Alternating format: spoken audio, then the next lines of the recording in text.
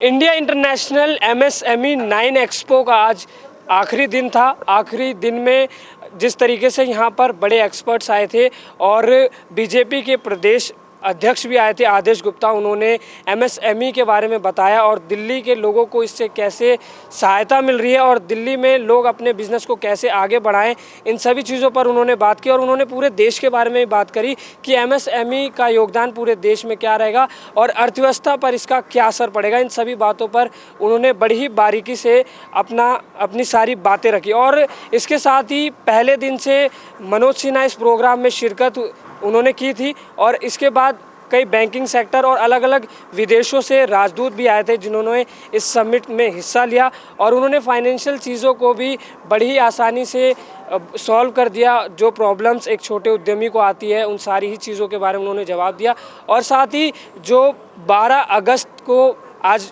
सबसे आखिरी दिन था और 11 अगस्त को जो समिट रखा गया था उसमें भी, उस सेशन में भी फाइनेंशियल जो दिक्कतें हैं उनको लेकर के बैंकिंग पार्टनर से कहा था कि अगर आपको लोन चाहिए तो हम बहुत ही कम दरों पर आपको मुहैया करा सकते हैं, आपका सिविल अच्छा रहना चाहिए, हम आपको लोन प्रोवाइड करवा सकते हैं। इसलिए सरकार की पूरी कोशिश है कि देखिए आप एक छोटा बिज़नेस कैसे स्टार्ट करें और फाइनेंशियल अगर आपको हेल्प चाहिए तो वो आपको कैसे मिलेगी।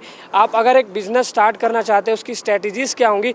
कई सेशनों में सारी चीज़ों का जिक्र हुआ और सबसे पहले दिन मनोज सिन्हा आए, उसके दूसरे दिन कई फाइनेंशियल एक्सपर्ट आए और रशिया का डेलीगेशन आया और आज तीसरा दिन है यानी 12 अगस्त।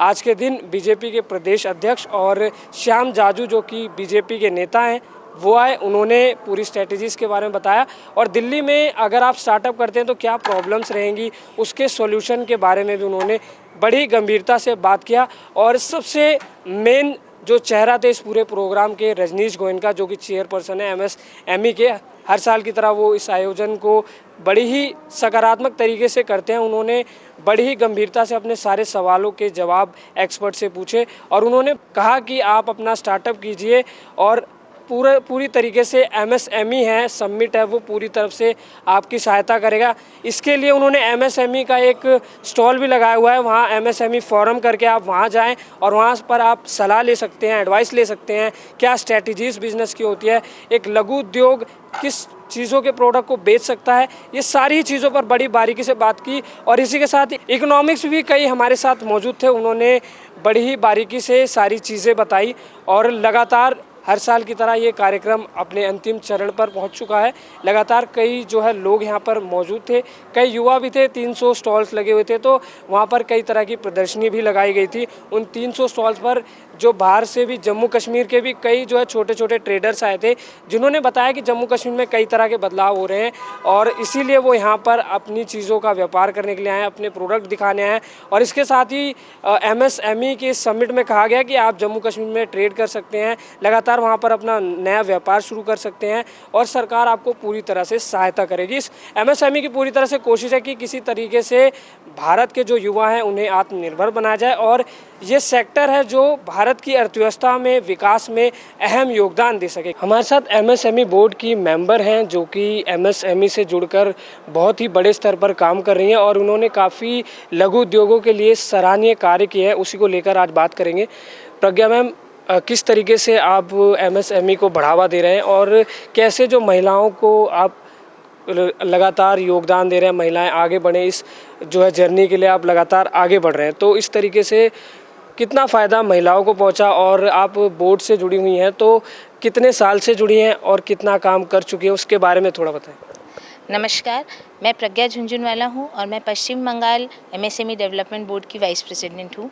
मैं लास्ट 5 साल से जुड़ी हुई हूँ और हम लोग ये बहुत आपके पंजाब केसरी के माध्यम से हम ये सब तक मैसेज पहुंचाना चाहते हैं कि जो महिलाएं हैं जो उद्यम करना चाहती हैं उनमें सक्षमता बहुत होती है लेकिन उनको एक संबल मंच चाहिए। तो MSME डेवलपमेंट फोरम उनको वो संबलता प्रदान करता है।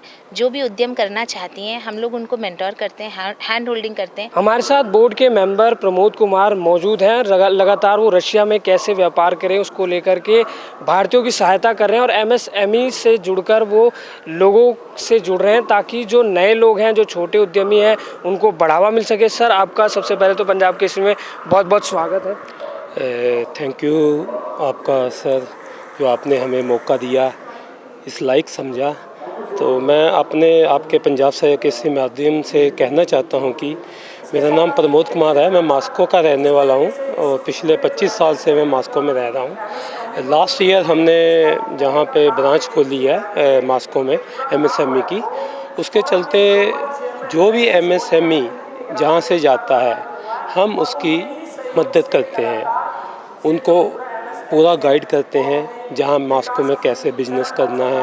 एयरपोर्ट से लेके ड्रॉप करने तक हम उनकी मदद करते हैं। पूरे 3 दिन के समिट में कई बड़े दिग्गज जो बिजनेसमैन हैं और जो बाहर के राजदूत थे, विदेशों से आए थे, उन्होंने शिरकत की। लगातार कई मंत्री भी मौजूद रहे। देख सकते हैं जिस तरीके से अलेक्जेंडर है जो कि रशियन ट्रेड कमिश्नर हैं, वो भी कल आए थे। अभी आदेश गुप्ता से हमारी बात हुई थी जो दिल्ली प्रदेश बीजेपी के अध्यक्ष रह चुके हैं, और इनके साथ ही श्याम जाजू जी थे जिन्होंने कई चीज़ों पर बात की। लगातार उन्होंने बताया कि किस तरीके से एमएसएमई का फ़ायदा दिल्ली वालों को हो रहा है और उसकी क्या दिक्कतें हैं, क्या परेशानियां हैं, और अगर कोई नया छोटा उद्योग लगाना चाहता है तो उसकी पहली कोशिश क्या होगी, उसे सबसे पहले किस प्रोसेस से होकर के गुजरना पड़ेगा।